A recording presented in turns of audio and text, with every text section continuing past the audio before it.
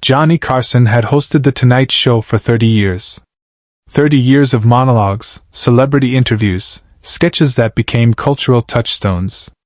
30 years of making America laugh before bed. He'd perfected the rhythm, the timing, the ability to keep a show moving no matter what happened. Technical difficulties? He'd improvise. Awkward guests? He'd rescue them. Dead silence? He'd fill it with a joke that would become legendary by morning. But that night, something happened that Johnny Carson couldn't fix with humor. Something that stopped the machinery of late-night television completely. Something that reminded everyone watching that beneath the jokes and the spotlights, television was still capable of holding real human pain. The studio audience had filed in like they always did. Excited. Buzzing with anticipation. The warmth of the NBC studio lights. The rich burgundy curtains. Doc Severinsen and the band running through their opening number. Ed McMahon reviewing his intro cards. Everything running like clockwork. This was the machine that had operated flawlessly for 3 decades. The most reliable show in American television. In the front row, an older man sat quietly. Maybe 65, maybe older. It was hard to tell. He wore a jacket that had seen better days. Not homeless. Not destitute. Just worn. The kind of worn that speaks to a life lived hard. His hands rested in his lap. Folded. Patient. He wasn't smiling like the people around him. Wasn't chatting with his neighbors. Just sitting. Watching. Waiting. Nobody noticed him particularly. The audience coordinators had done their job. Got people excited. Got them ready to laugh.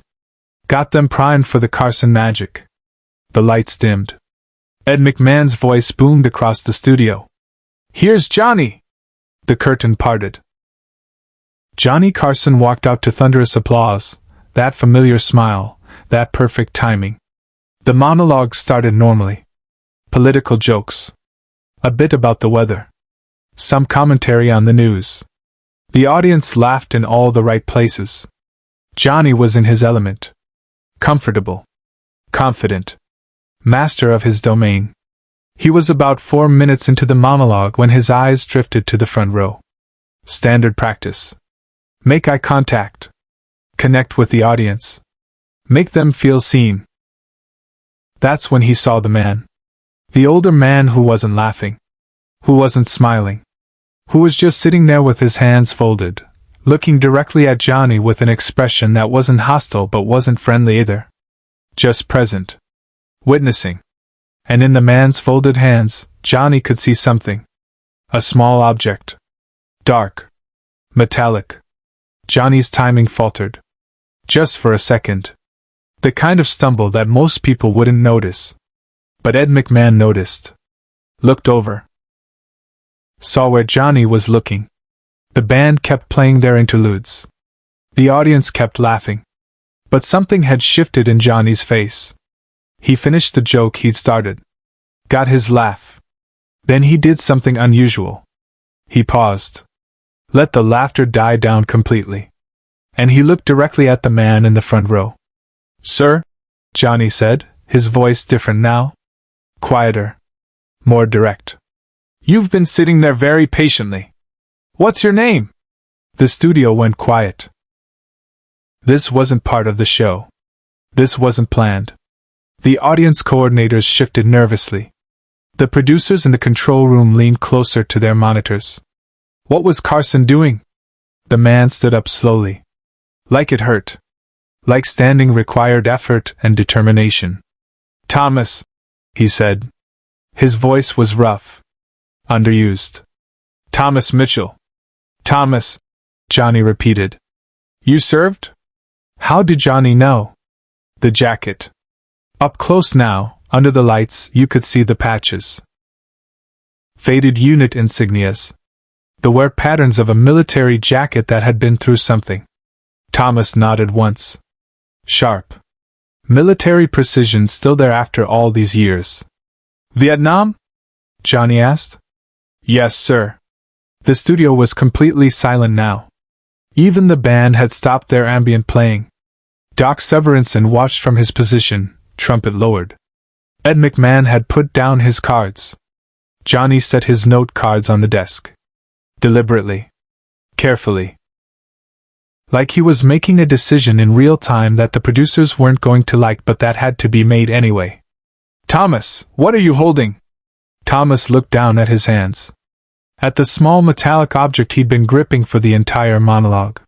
He held it up slightly. Even from the cameras, you could see what it was now. A military dog tag. But not his own. Someone else's. The chain was broken. The metal was tarnished. This belonged to my brother, Thomas said. He didn't come home. Johnny Carson stopped mid-monologue. The entire studio froze. The silence stretched. 3 seconds. 5 seconds. An eternity in live television. Johnny stepped out from behind his desk. The producers were probably screaming in his earpiece. They had a show to do. Commercial breaks to hit. A schedule to maintain. But Johnny took out his earpiece. Set it on the desk next to his note cards. And walked to the edge of the stage. What was his name? Johnny asked. Robert. Robert Mitchell. He was 19 when he enlisted. 20 when he died. Kisan. 1968. 20. The number hung in the air. A child soldier. A boy who'd never become a man. Johnny nodded slowly. His face had changed completely. The performer was gone. This was just a man. Standing in front of another man. Witnessing grief that was decades old but still fresh. Why did you come here tonight, Thomas? Johnny's voice was gentle. Not interviewing. Just asking. Thomas looked down at the dog tag. Because today is his birthday. He would have been 45. And I didn't want to be alone. I thought maybe, if I came here, where people laugh, it wouldn't hurt so much. The audience wasn't breathing. You could hear the ambient hum of the studio lights. The distant rustle of the curtains. Nothing else. Johnny stood there for a moment. Then he did something that broke every rule of live television. He sat down on the edge of the stage. Right there. Legs dangling. Like a kid on a dock. And he gestured for Thomas to come closer. Thomas walked to the front. Stood at the edge of the stage. Eye level now with Johnny. 2 men. No performance. No artifice. Just presence. Tell me about Robert, Johnny said. And Thomas did. Not in a prepared way. Not in a rehearsed way. Just spoke. About a brother who loved baseball. Who could fix any engine. Who had a girlfriend named Susan who still sent Christmas cards to their mother. Who wrote letters home about the rain and the mud and how much he missed American food. Who died holding a photograph of their family farm. Who never got to meet his nephew. Who never got to grow old. Backstage, he made a choice no producer would have ever allowed. Johnny listened. Didn't interrupt. Didn't try to lighten the mood. Didn't do any of the things a talk show host is supposed to do. He just listened. And when Thomas's voice broke, when the 27 years of carrying this grief finally cracked through the surface, Johnny reached into his pocket and pulled out a handkerchief. Handed it to Thomas. Waited while Thomas collected himself. You've been carrying that dog tag for 27 years, Johnny said quietly. Every day, Thomas confirmed. That's love, Johnny said. That's what love looks like. Carrying someone who isn't here anymore. Making sure they're not forgotten. Thomas nodded. Couldn't speak. Just nodded. Johnny looked at the cameras. Looked directly into millions of living rooms across America. We're going to take a break, he said. And when we come back, we're going to do something different tonight. The control room was in chaos. They had sponsors. They had a format. They had a show to produce. But Johnny had made his decision. During the commercial break, he sent Ed McMahon into the audience with instructions. When they came back on air, the format had changed completely. Subscribe and leave a comment. because the most powerful part of this story is still ahead. The cameras came back up. Johnny was still sitting on the edge of the stage. Thomas was still standing there, dog tag in hand. But now, scattered throughout the front rows of the audience, other veterans had stood up. Ed McMahon had found them. Asked them? And they'd agreed. 7 men. Different ages. Different wars. Korea. World War II. Vietnam. All holding something. A photograph. A letter. A medal. Objects of grief and pride and loss. "This is Robert Mitchell," Johnny said to the cameras, gesturing to the dog tag in Thomas's hand. "He was 20 years old. He loved baseball and fixing engines. He had a girlfriend named Susan. And he didn't come home from Khe Sanh in 1968. Then Johnny pointed to the first veteran who'd stood. "Sir, tell us who you're holding." And one by one they did. 7 men. 7 names. 7 boys who'd gone to war and never came home. The studio had become something else entirely. Not a talk show. A memorial. A vigil. An acknowledgement that underneath the entertainment and the jokes and the celebrity interviews, there were real people carrying real grief. Doc Severinsen, who'd served in World War II, started playing. Quietly. Just him. No band. A slow, mournful melody that filled the silence between the names. The camera operators, many of whom had served themselves, kept filming even though some of them were crying. But this was the moment no one in the studio, nor anyone at home, ever saw coming. Johnny stood up, walked back to his desk, opened the top drawer, and pulled out a small photograph. Worn. Edges frayed. He'd kept it there for years. Never showed it. Never mentioned it. But tonight felt different. Tonight required it. "This is my uncle," Johnny said, holding up the photograph to the cameras. "James Carson. He was at Normandy. D-Day. He made it off the beach. Made it through France. Made it almost to Germany. And then he didn't make it home. I was 7 years old when we got the telegram. I didn't understand death yet.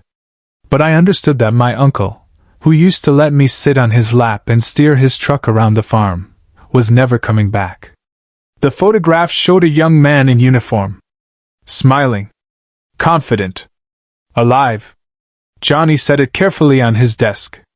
Next to his note cards. Next to his coffee mug. A shrine built in real time. "I became a comedian," Johnny continued, his voice steady but different somehow. "Because I wanted to make people laugh. Because laughter felt like the opposite of the sadness I saw in my mother's eyes every time she looked at that photograph. But tonight, Thomas reminded me that sometimes the most important thing we can do isn't make people laugh. It's make sure people aren't forgotten." The audience, 300 people who'd come expecting jokes and celebrity gossip, sat in absolute silence. This was church now. This was sacred. Johnny looked at Thomas, still standing at the edge of the stage, dog tag clutched in his weathered hand. "Thank you," Johnny said, "for bringing Robert here tonight. For making sure he got to be 45, even if only for a moment. For showing us that love doesn't end just because life does." Thomas saluted. Not dramatically. Not performatively. Just a simple, precise military salute. And Johnny, who'd never served, who'd spent the war years too young to enlist, returned it. Imperfectly. Respectfully. An acknowledgement that some gestures transcend technique. The show didn't return to normal that night. There was no celebrity guest. No comedy sketches. Just Johnny, talking quietly with the veterans in the audience. Asking about their brothers, their friends, their ghosts. Doc Severinsen played between stories. Soft melodies that held space for grief. Ed McMahon, usually the jovial sidekick, sat silently, his own eyes wet. The network received over 10,000 phone calls that night. Some complained about the format change. Most thanked them. Said they'd called their own family members. Visited graves they'd been avoiding. pulled out photographs they hadn't looked at in years. Said they finally felt permission to grieve losses they'd been carrying silently. Johnny kept Thomas's brother's name. Wrote it down on a cue card that night. Robert Mitchell. Kisan.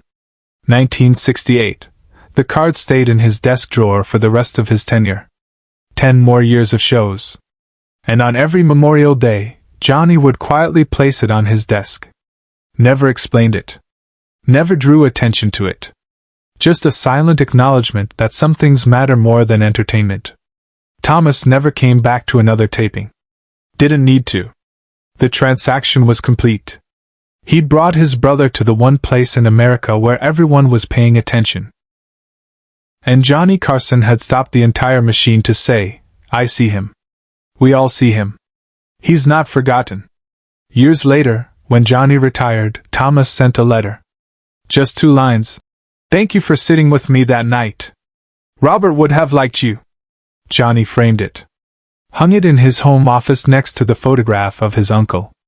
2 boys who never grew old. Held in memory by men who refused to let them disappear. Share and subscribe. Make sure this story is never forgotten. The Tonight Show returned to its format the next night. Jokes and guests and laughter. But everyone who'd been in that studio, the crew, the band, the audience, Johnny himself, carried something different after that. A reminder that the stage could hold more than entertainment. That sometimes stopping the show was the show. That the most powerful thing a host could do was simply witness. Simply sit. Simply say, your grief matters. Your love matters. The people you've lost matter. Johnny Carson never spoke about that night in interviews. Never referenced it. Never tried to make it part of his legacy. But it became legend anyway. Passed between crew members. Shared in green rooms. A reminder that beneath the perfectly timed jokes and the celebrity glamour, there was a man who understood that television's highest purpose wasn't to distract people from pain. It was to hold space for it. To say, you're not alone. Your loss is real. And for these few minutes, we'll carry it with you. The dog tag went home with Thomas. The photograph stayed in Johnny's desk. And somewhere, in the space between laughter and grief, The Tonight Show proved it could be both. A place of joy. And a place of remembrance. Because Johnny Carson understood what few entertainers ever do, that the bravest thing you can do on live television is stop performing and start witnessing. That night, he didn't make America laugh. He made America remember. And in doing so, he showed that sometimes the most important show is the one you're willing to stop.